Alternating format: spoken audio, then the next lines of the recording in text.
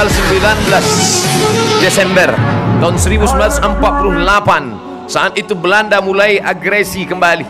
Maka pada saat itu juga Presiden Soekarno diminta oleh Panglima Besar Jenderal Sudirman untuk mengumumkan bahwa negara darurat, kita harus melawan Belanda. Tapi pada saat itu Presiden Soekarno tidak sampai hati karena Presiden Soekarno khawatir ini Panglima Besar Jenderal Sudirman dalam keadaan sakit. Tapi rupanya sakit itu hilang dari dirinya karena semangat yang luar biasa. Maka dia tetap melawan. Tanggal 19 dia melawan, tanggal 25 dia tertangkap.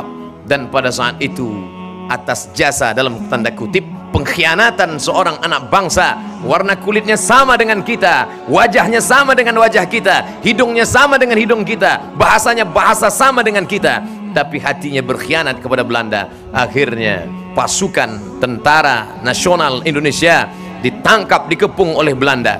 Tapi Jenderal Besar Sudirman otaknya cerdas luar biasa.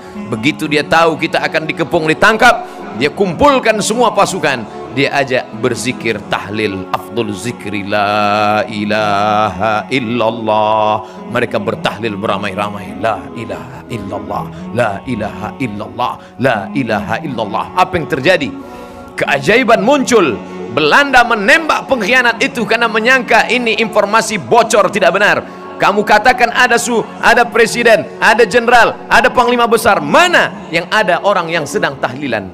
Ternyata Belanda tahu juga mana tahlilan.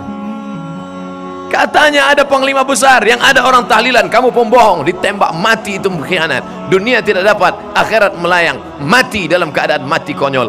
Lalu setelah peristiwa itu selesai, Jenderal Besar tidak tertangkap. Mereka datang berlomba-lomba menjumpai Jenderal Sudirman. Jenderal, ya, apa jimatnya sampai tidak tertangkap? Mereka sangka Jenderal Sudirman jimatnya diikat di tangan, diikat di pinggang. Mereka sangka ada keris kecil yang diletakkan di dompet. Ini bahaya kalau keris kecil kita letakkan di dompet, nanti kerisnya patah, pantat tertusuk. Apa itu jimat Jenderal Besar Sudirman?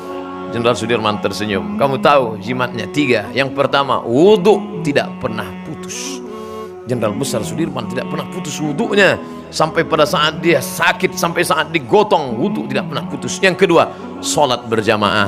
Karena dia adalah orang yang tak pernah tinggal sholat berjamaahnya. Sampai perang sekalipun, dia amalkan syariat yang diajarkan Nabi Muhammad SAW. Sholat khauf, sholat dalam keadaan ketakutan, disusun 2 pasukan berbaris. Itu yang diajarkan Nabi pada bala tentaranya. Nabi Muhammad menjadi imam dan disusun baris pertama sholat, baris yang kedua memegang senjata untuk melihat kalau ada musuh datang. Selesai 2 rakaat salam, baris pertama mundur ke belakang, baris belakang maju ke depan, sholat dilaksanakan. Sampai apa kata Allah Ta'ala, wa idza kunta fihim fa aqamta lahumus shalah. Pada saat perang sekalipun kalian tetap melaksanakan sholat berjamaah. Itu diamalkan oleh Panglima Besar Jenderal Sudirman. Pertama, wudhu tak putus. Yang kedua, sholat berjamaah walaupun perang. Yang ketiga, cinta kepada bangsa.